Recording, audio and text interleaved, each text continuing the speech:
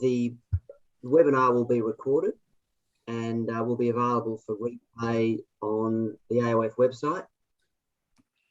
And sorry for the distraction. I'm also letting people. Can you let people in, Elliot? Can you see that? Admit all. So it'll be available on the AOF website in a few days' time for reviewing.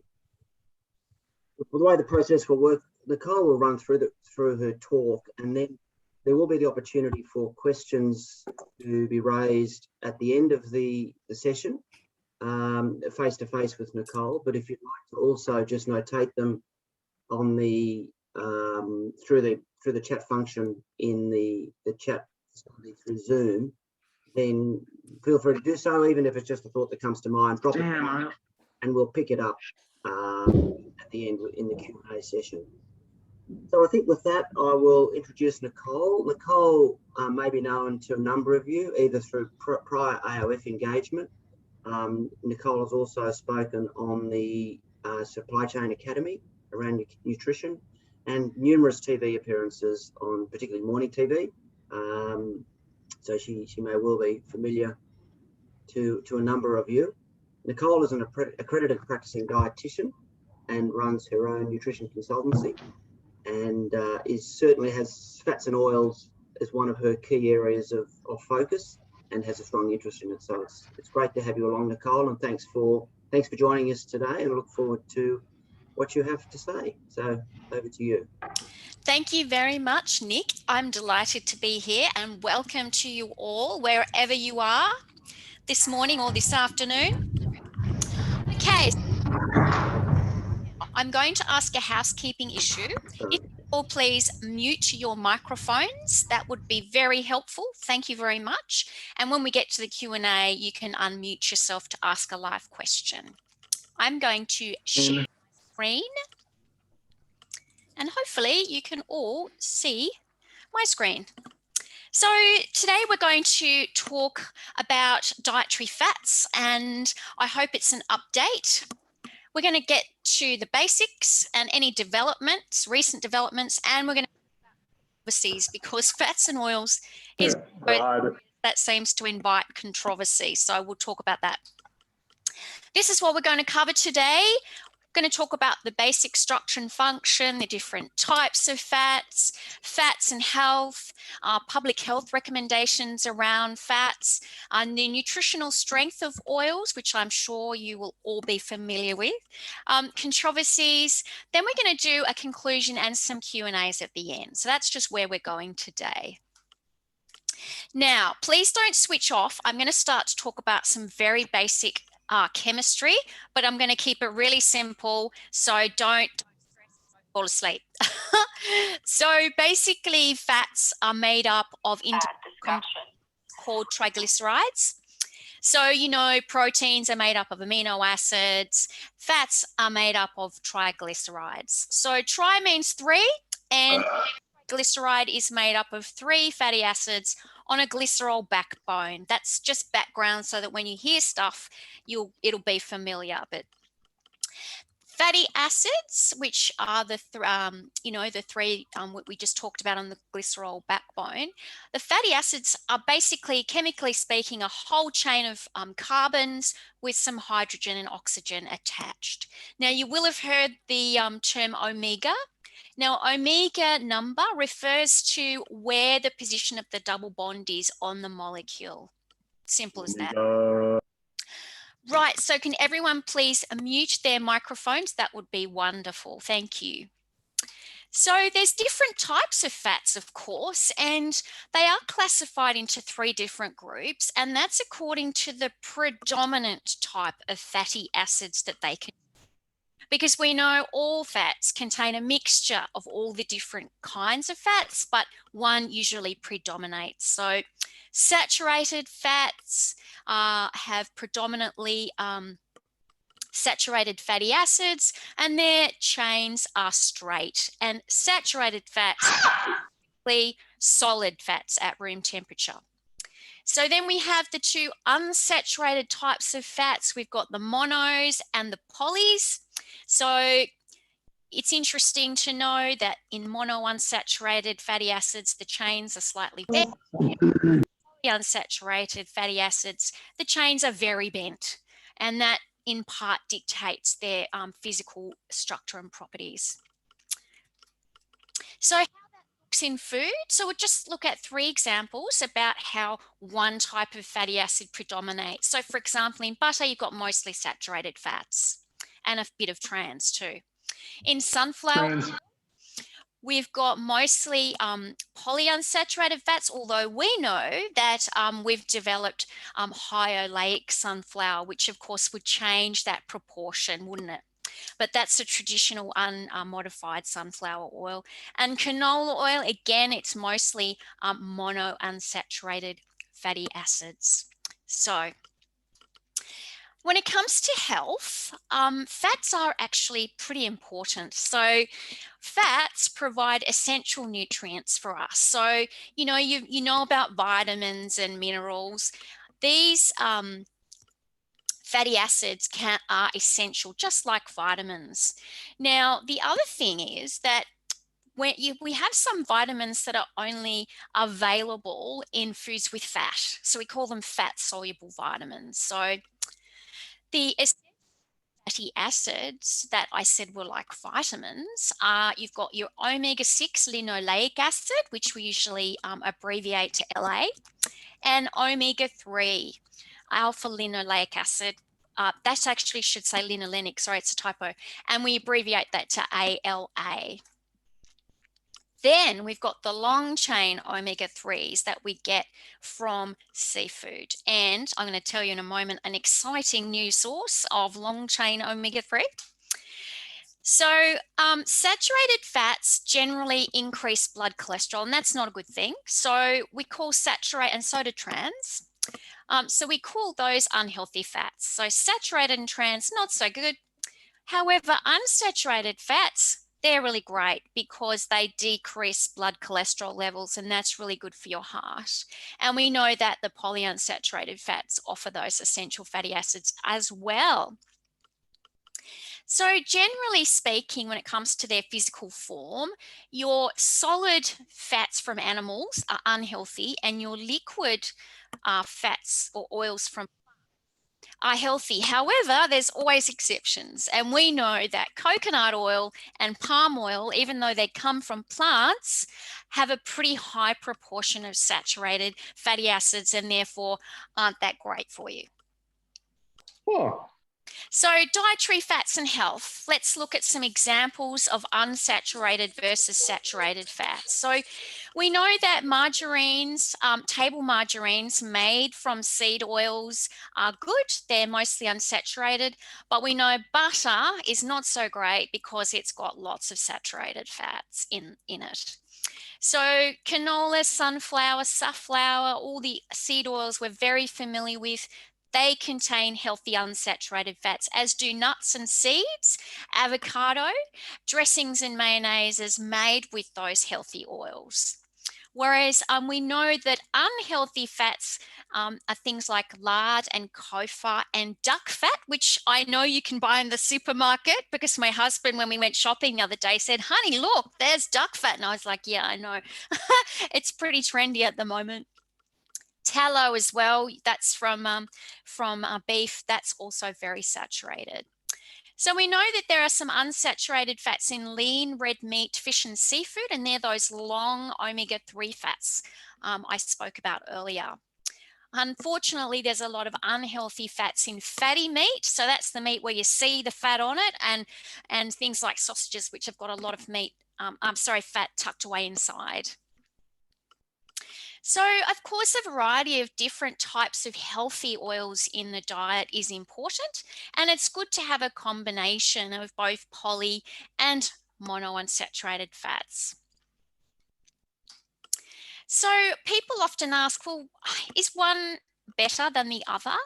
And really, for good health, you need a combination, you need a variety, because they do help you in different ways. So like I said, polyunsaturated fatty acids are essential. You need to get them in your diet. And they're also really great for cholesterol reduction.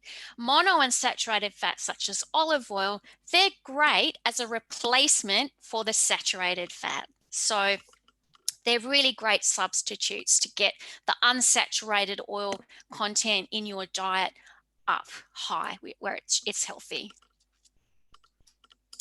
So what about dietary fats and health? What do dietary guidelines tell us about what's good for us? Now, I'll just mention that the dietary guidelines for Australians are now under review.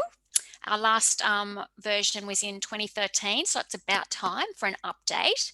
The current guidelines, and I don't expect there to be a huge change, but let's wait and see.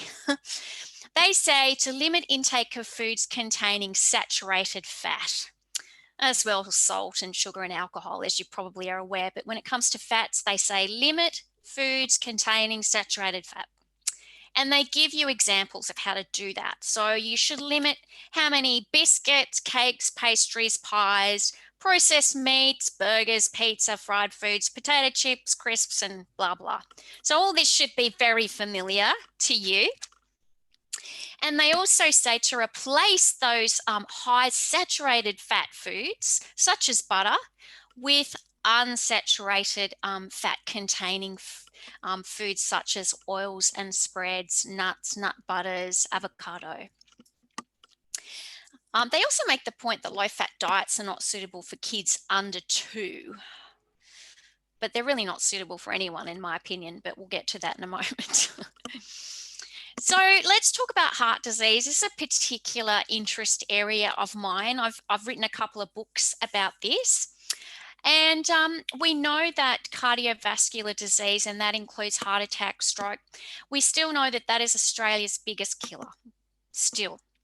And that high blood cholesterol is a key risk factor for developing cardiovascular disease. And we know that too much saturated fat in the diet increases blood cholesterol. So this is where the saturated fat and heart connection comes in. It's all via that cholesterol level.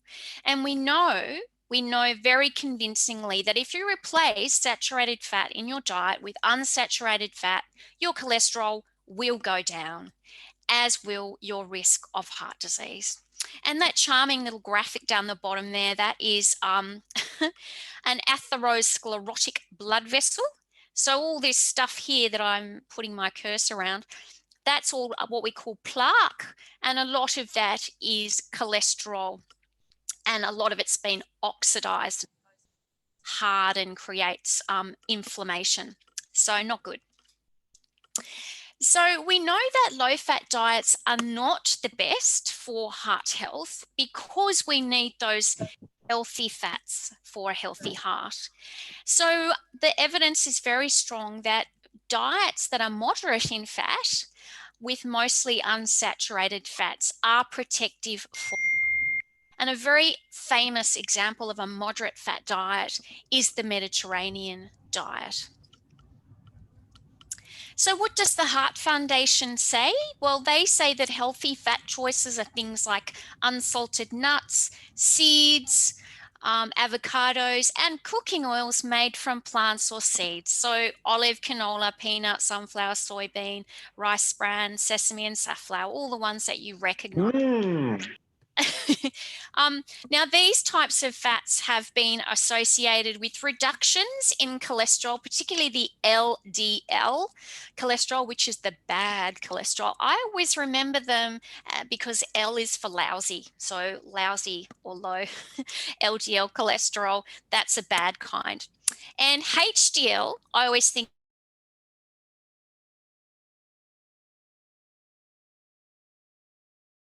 Alan.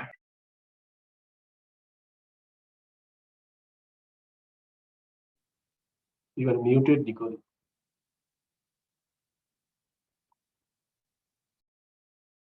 Nick just accidentally muted me. I'm back. So the omega-3 we hear a lot about, right? So there's two different kinds of omega-3 fatty acids, and both of them are very good for your heart. They both reduce your heart disease risk. The first one is the long chain omega-3, that they're very long, complicated names, but we just call them DHA and EPA, and they're found in seafood. Now, I'm very excited about the new seed canola, which is a world first, where a land plant has been changed to produce long chain omega-3. So that's excellent. Happy days. And that was an Australian first, with CSIRO being involved in that cutting edge research, which is going to solve a lot of problems around seafood sustainability and all the seafood that we use for fish food in aquaculture. So, and it's also good for humans to eat as well. If like you don't eat seafood, you need a source of long chain omega-3 fats. So this is a fantastic product that we should all feel really excited about. Now, the second type of omega-3 is the short chain ALA. And we find that in some oils like canola, and we also find it in walnuts and linseed. So, oh my goodness, someone needs to mute themselves. They got a lot going on in the background. I'm sorry about that. That's okay.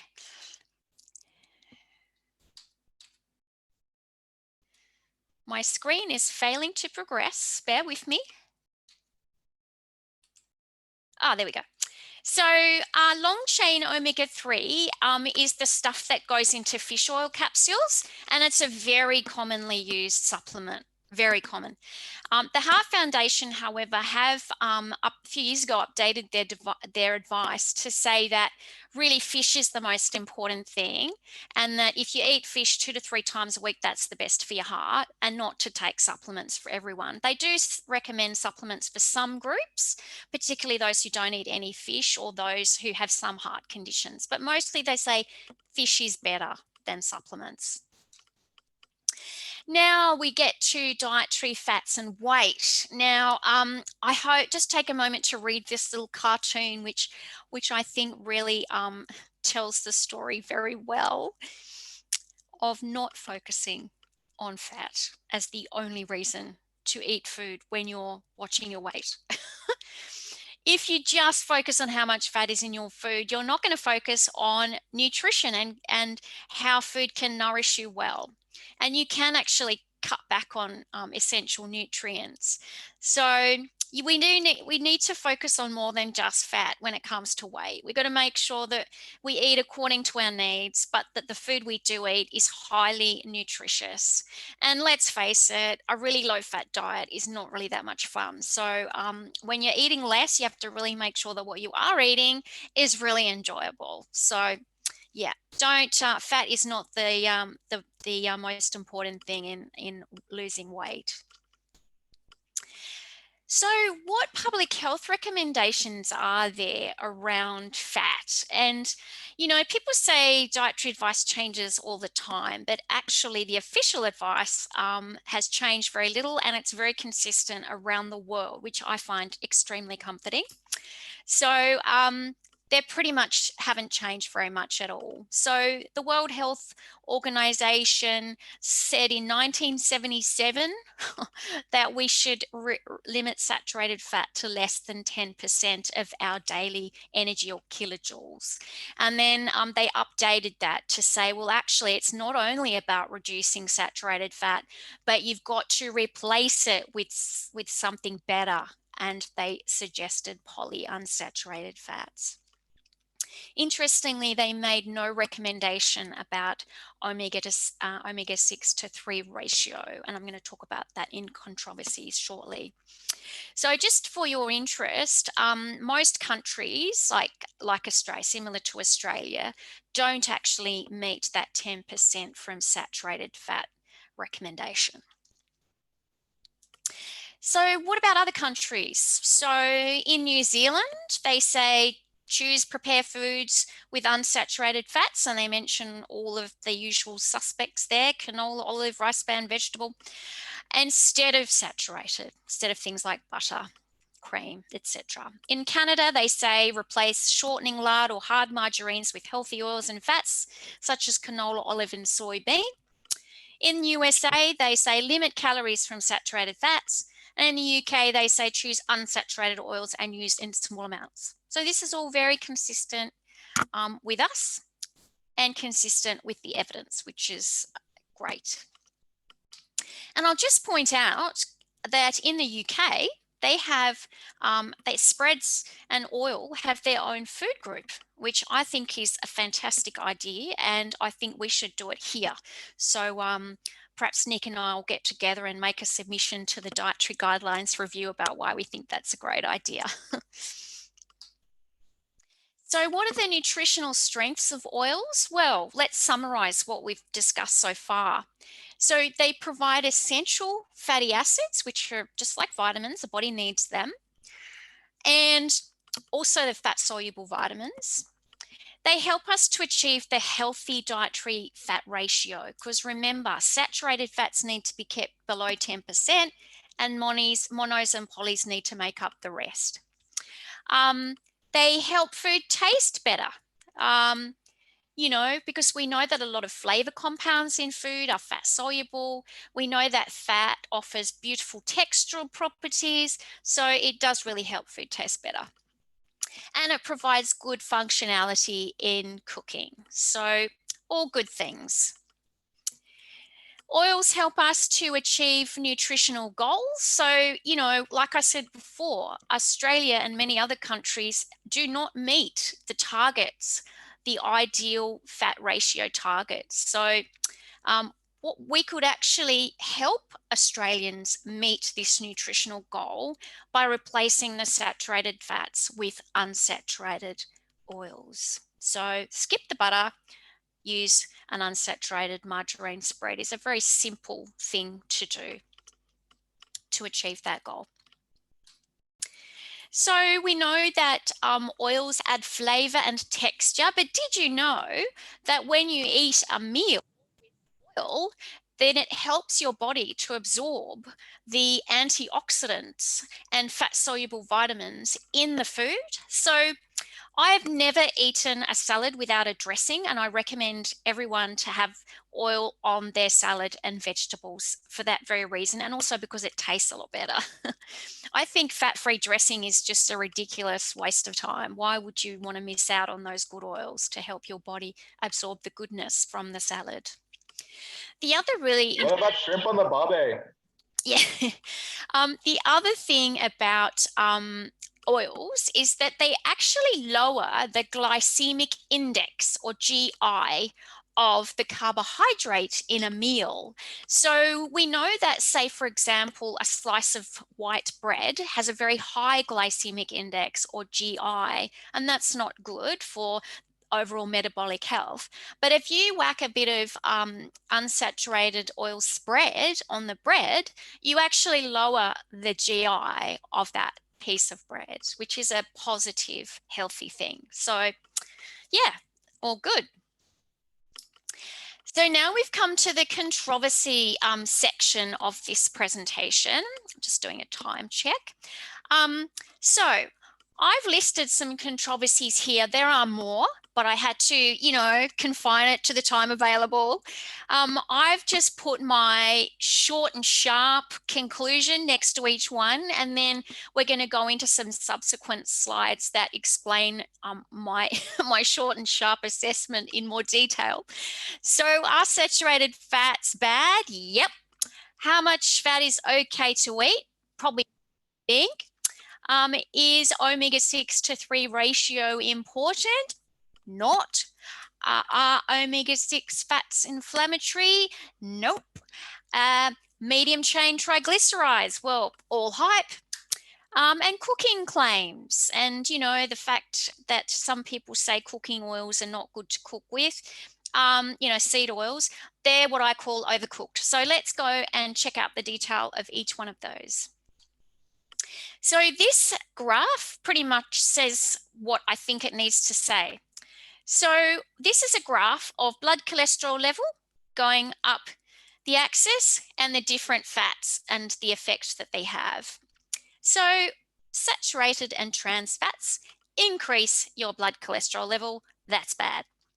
Polyunsaturated fats lower your blood cholesterol level and do it very, very well. That's good.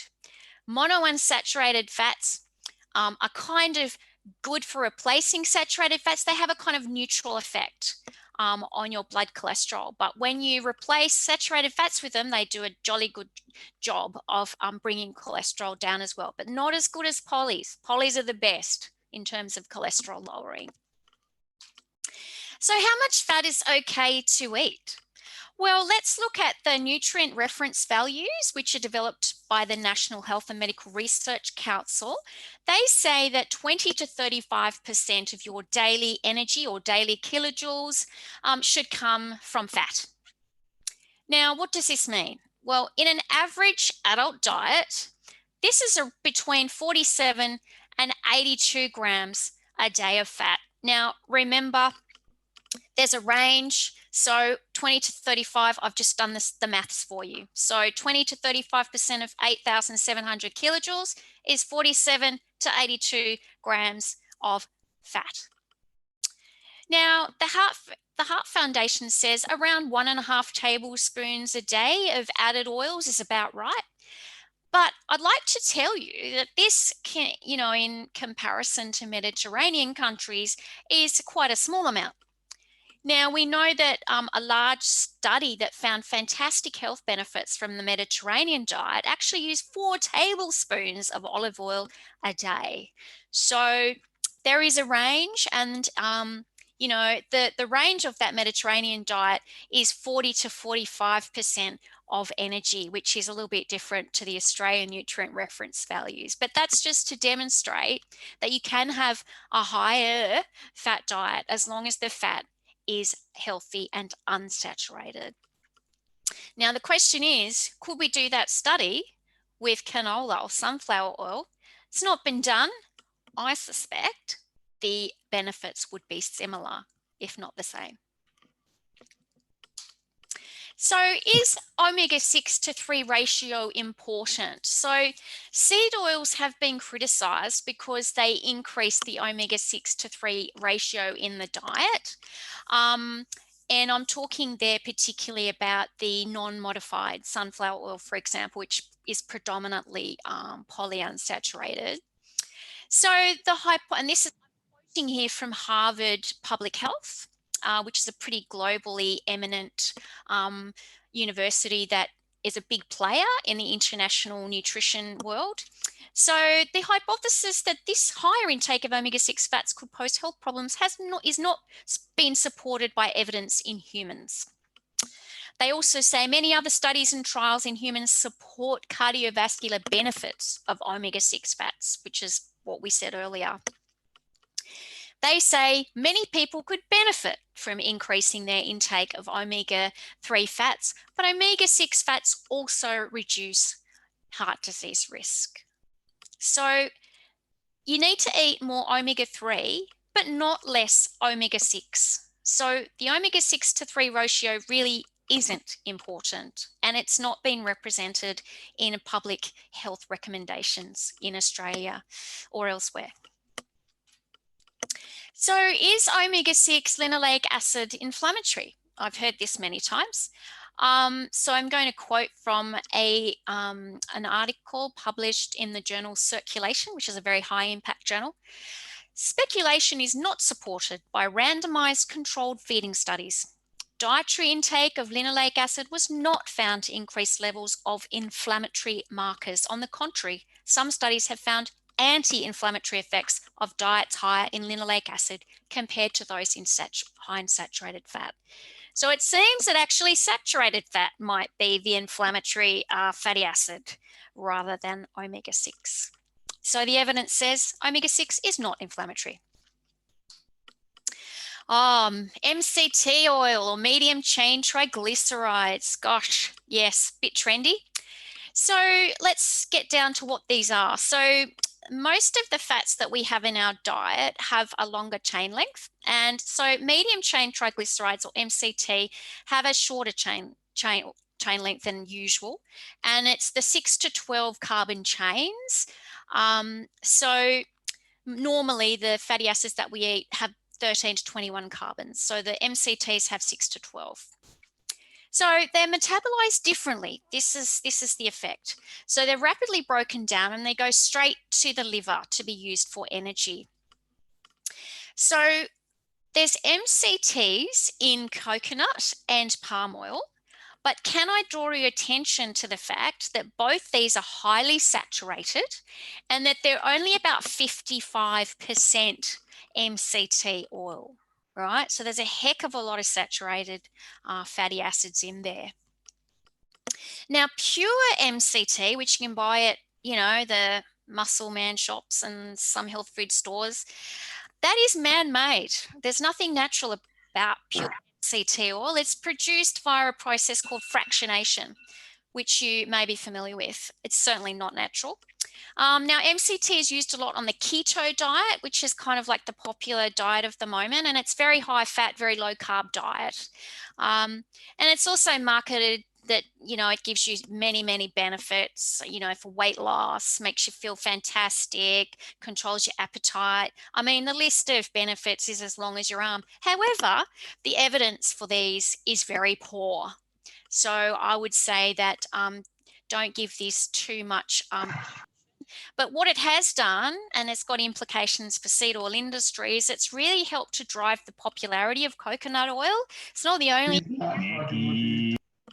So yeah, that's unfortunate for us. Now, cooking oil claims. So I've noticed that there's a lot of contradictory, incorrect, confusing, or just rubbish information out there about which oils you can use for cooking. And now, what I would say is the best oils for cooking are also the best oils for health. Okay, so all the oils we mentioned before, they're also fine to use in domestic cooking. We're talking about here.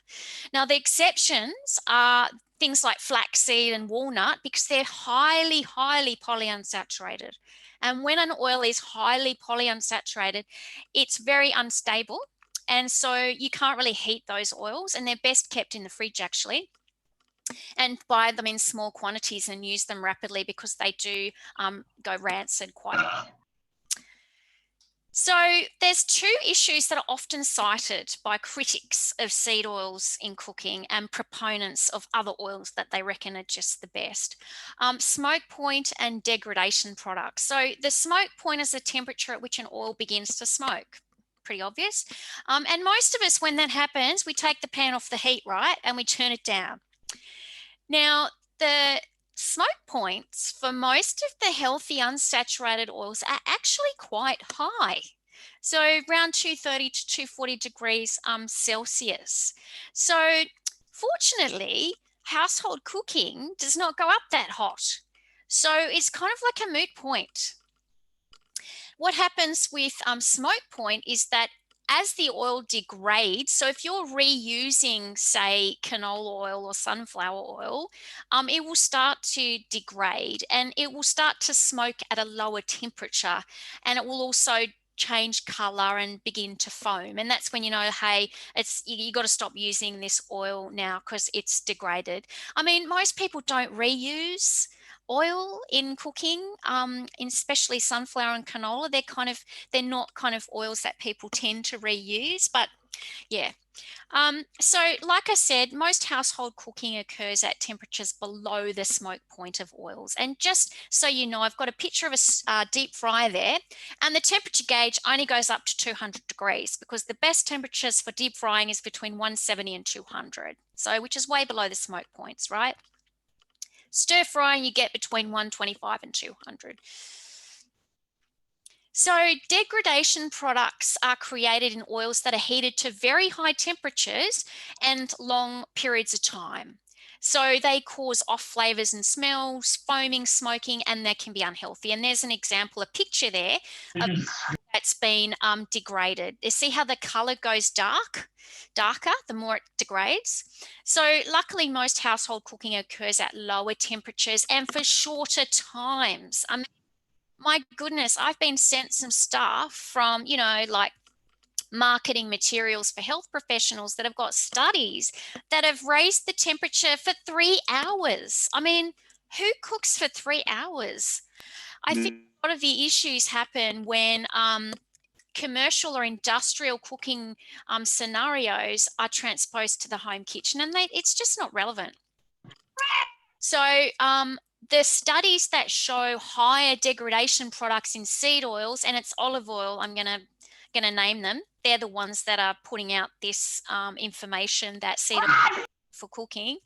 They say they're using in the studies that they're sending out really high temperatures over long cooking times for hours, which is irrelevant for the domestic kitchen. So don't believe the hype. So to summarize what we've discussed today, we've talked about some health and cooking myths and misinformation around oils. There's a lot of it about, but we also know that oils are healthy. They're unsaturated and contain essential nutrients. We know that unsaturated oils are good for your heart. They're recommended by public health organisations, including our own government dietary guidelines. And oils are really versatile in cooking and can help food taste great. So there's lots of good news about seed oils. And now I'd like to open up to questions. Thank you. Have a good one. Question. Excellent. Thanks, Nicole. That was fantastic and really informative. And I think, there's some new news delivered within that for many of us. So I think we can all prepare our evening meals being more informed tonight. So we'll open up to questions. We've got a bit of time left, and so just unmute yourself. We won't sort of structure it too much. Just unmute yourself and ask a question of Nicole. What do you think of essential oils? I'm sorry, what do I think of what oils? Essential oils. Oh, you mean the ones that are used in aromatherapy? Yeah, that. Yeah, look, it's not my area of expertise. However, I do know, I have dabbled in this in the past, that essential oils can be quite useful in creating relaxation. And I know that they can be used in a diffuser, and they also in massage oil, and essential oils can contain volatile aromas. And so it's about breathing in those aromas, and they provide a therapeutic effect. And what about CBD and stuff? CBD, look, all I know is that you're talking about cannabinoids. Yeah? Yes. Medical marijuana. Well, for me, it's not medical, but I do use it. Oh, that's a different thing. But yes, I mean, as far as I am aware, you can now, through certain doctors, gain a prescription for the medical use of cannabis, which can be oil or in a capsule. So yeah, apparently the research is evolving, and now we're becoming more open about the use of medical cannabis. But on the food side of things, hemp is a fantastic crop, and it's Love hemp. a healthy oil, and it's quite a productive crop too. So it's another new food that's been relatively recently approved for sale in Australia, but it does have unsaturated fats. So that's great. It's another healthy oil. Okay, are there any other questions that people must have? Surely. So I've got a question, Nicole, for you. The trend we've seen towards coconut oil and the willingness of supermarkets to fill their shelves with coconut oil of various types. Do the supermarkets tend to have dietary or dietitians employed to help shape the sort of foods that are put on the shelves? That's a great question, Nick. Yes, the supermarkets, both, well, all of the major supermarket chains in Australia do have dietitians on staff. I will say that there's not many of them, and if you can imagine the workload for for an entire supermarket, they don't always have control over what products are stocked that are marketed by other people. What they mostly work on is their home brand products. So they make sure that they're well labeled, that, you know, any health claims are correct, and they work on the education of shoppers and consumers. They work to make sure that the magazine recipes you get in the free magazines at the checkout are healthy. But when it comes to what products are stocked, I'm afraid those are kind of wider concerns, as you are aware, about how much are you going to sell and how much are you going to make for the supermarket. So yeah, sometimes health is not the primary consideration for product ranging. And when it comes to coconut oil, I mean, supermarkets would say, well, gosh, people are asking for it, so we have to stock it, right? Mm. And the reason why people are asking for it is because our media has a lot of pro coconut messaging. So, as you are aware, there's a lot of fake news out there, and we've had fake news forever in the nutrition space. Just the word fake news was made famous by somebody else, but we've been dealing with it for years. And the fact, I was just listening on the radio this morning about a doctor who's written a book called Fake Medicine, where he's talking about the rise of alternative health information. You only have to look at anti-vaxxing information. I mean, it's of a similar kind, where you can say something that's absolutely not evidence-based, but if you look good on Instagram and have a lot of loyal followers, you can pretty much get away with saying it.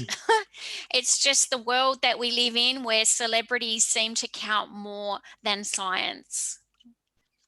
Perfect. Thanks for that. Alan Green, I can see you might be wanting to ask a question. Is that the case? I can see you unmuted. Yeah, I can ask a question, Nick.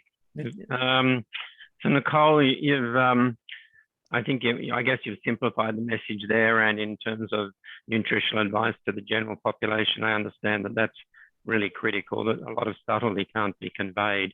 So, you know, good versus bad, saturated versus unsaturated, plant versus animal, the categories. But so I'd be interested in what your current thinking is around some of the areas that you didn't touch on. And so to raise those, I guess I'd say, you know, not all saturates are the same in their impact on blood lipids. It's been kind of dogma that stearic acid doesn't raise blood cholesterol to the same extent that, say, palmitic and other saturates do. So there's that subtlety. And also the fact that it's also based on physiology, been dogma that the position 2 on the triglyceride is the most important, because it is actually taken up into the blood, becomes part of the circulating lipid pool, whereas the 1 and 3 positions are broken down in the liver for energy. So, and it is a very fundamental difference between plant and animal triglycerides, that plants don't tend to have saturates at position 2. So when you talk about saturated plant triglycerides, they have been regarded as being different than saturated animal fats. So there are 2 of the things that came to mind that you didn't touch on. So are you saying that they are no longer regarded as the case, or that just that the message is being simplified? Yeah, that's a great question. I think the message does have to be simplified, and we also have to look at the proportional effects. So, and the other thing that comes to mind with your question is that we can talk about the nuts and bolts of fatty acid human diet research and trials and the real kind of minutiae of the research. But in the end, people eat food. They don't eat fatty acids, right? And a lot of the nutrition thinking is really moving towards a food-based rather than a nutrient-based approach. So when we talk more now about the food matrix, we talk about the fact that, you know, there's other things in food besides the fatty acids, and we also need to look at that. So we know that a plant-based diet is actually extremely healthy and it's associated with longevity. And I didn't say vegetarian, I said plant-based. So we need to think about what foods we're eating rather than the individual, you know, the fatty acids, whether they're sourced from animal and plant, and which particular saturated fatty. We need to talk about food, right? So Yeah. no. So I guess if we're moving into this area of designed foods, you know, in terms of plant-based meat replacements and incorporating fats into those for all the flavor and nutritional benefits, then there are choices to be made about which fatty acids and how to compose the fats that go into those. And I think it is important to make sure that's informed by the fine data rather than the nutritional message for the consumer gets currently. Yeah. And in terms of talking about the whole food impact, you've also got to talk about the whole nutritional impact. So fats and oils don't only affect blood lipids. You know, the whole omega-6 story is also around the cancer, propensity to cancer, and the different prostaglandins that are produced by omega-6 compared to omega-3. So it is complex. And what I'm just saying is that when a lot of the people in this community who are now in the game of designing foods and designing fats need to take the more fine detail into account, I think. Two things I'll say. The first one is that the dietary guidelines, that is the scientific process which we sift through the evidence, because we know that some evidence is more valuable and influential than others. So the dietary guidelines, literature review, and review process basically separates the wheat from the chaff, and that's how we make public health recommendations, right? So that's what's good for the whole population. What you're talking about is the increasing movement towards personalized diet, whether that be because of your genome and any little particular personal physiological and metabolic idiosyncrasies, and how you design a diet to make sure that all of those are taken into account and you can choose the best diet for your particular body. And this is emerging. This is the future, right?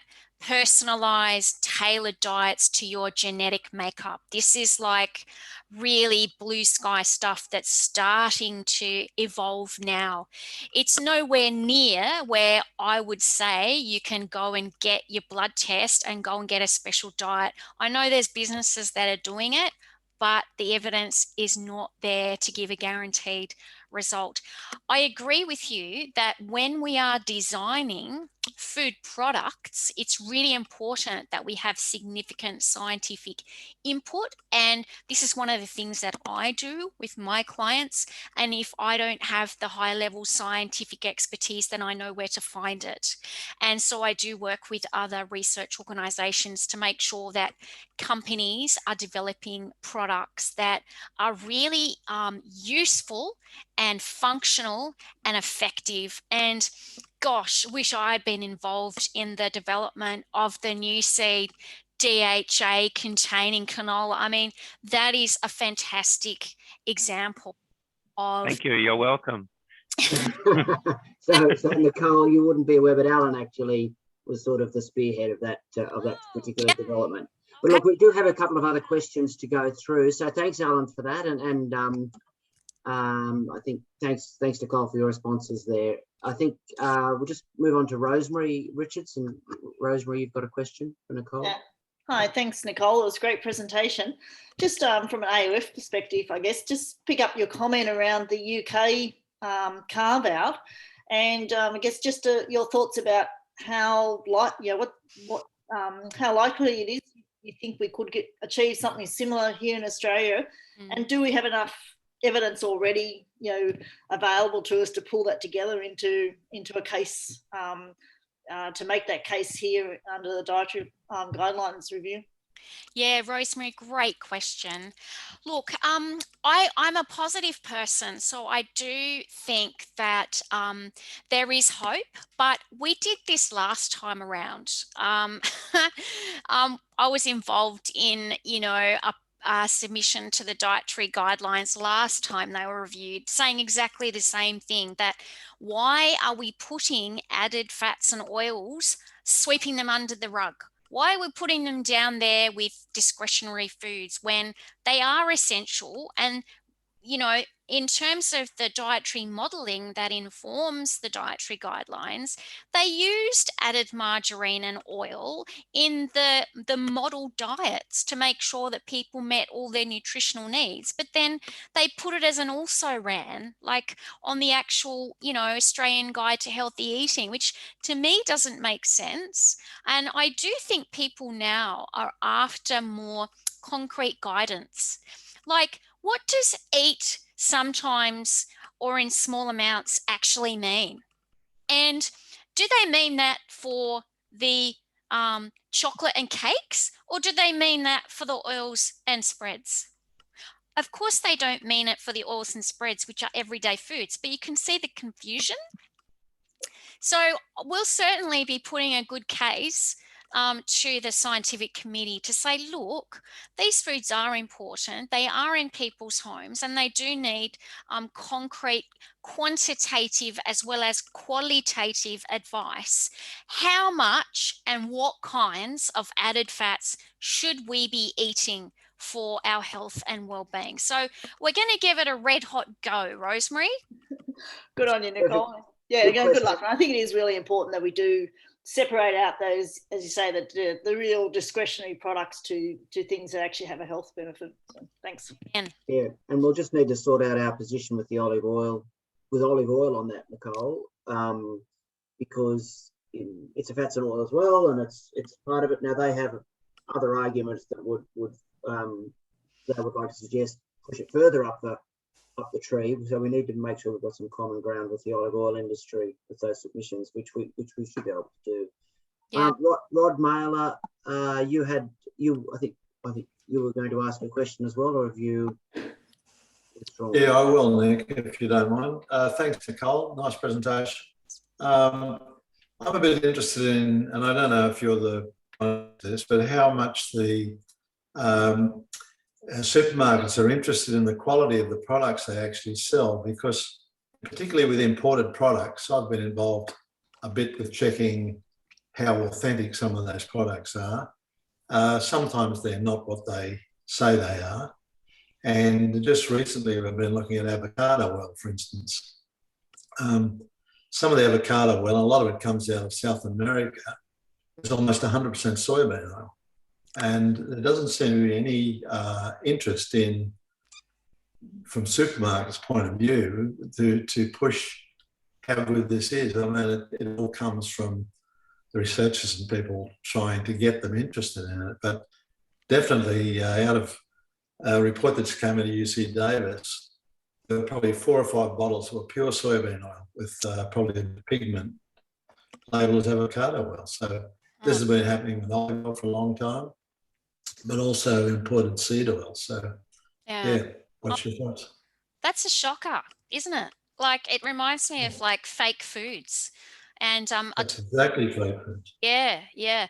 Look, I guess that the supermarkets could play a role in ensuring quality benchmarks, and I'm sure they hear your story about avocado oil marketed as it's actually soybean oil. I think they'd be interested about. But what I find is that when you bring consumers on board, it's the consumer demand, it's loud consumers that actually create change. So, yeah, it's about creating awareness about quality, food quality. And, nowadays people are interested in where their food comes from and growing that whole Australian made kind of awareness. All these things are very positive for making sure that, Australian quality products are front of mind and have maximum shelf space. But yeah, that's very disappointing to hear that, Rod. I mean, there's also a legal aspect to that as well, deceptive and misleading labelling. If they're on the shelves here, that would be easy to address. Yes, you can make Nick, it. Sorry, Nick, it's hard to get interest from people like food standards to get involved in it because their hands are too full with other products. I mean, they say fish is a major problem for them at the moment or something. But the ACCC on deceptive and misleading conduct, they would go. They just need an expert witness in the box. But well, they need stimulation to make that step. Yeah. Yeah. Look, I'm just conscious of the time. We're just coming up to the hour, and we've had a few people drop off. But I'm just wondering, are there any other questions that people might like to raise? Just unmute yourself and do so. No. I think that's a wrap then. Look, thanks everybody for participating. I think we had over 20 at one point during the session, and thanks so much, Nicole, for your insight and wisdom. And just to Alan's point, this was designed to be fairly high level, knowing we've got a range of people who are highly technical, and then you've got the rest of us basically. So I think you pitched it at the right level for all of us, and this will be available on the AOF website so in the next few days. So just feel free to click on if you want to review anything. And thanks again for your participation. These Wednesday webinars will be continuing over the next couple of months. The next one is in 2 weeks' time, and it's specifically directed towards the exporters, but it's about the updated way to assess what the importing requirements are for each country. So there'll be some communication about that prior to that. Thanks, Nicole. Thanks, everybody. And thanks, everybody. Have a great day. See ya. Bye-bye.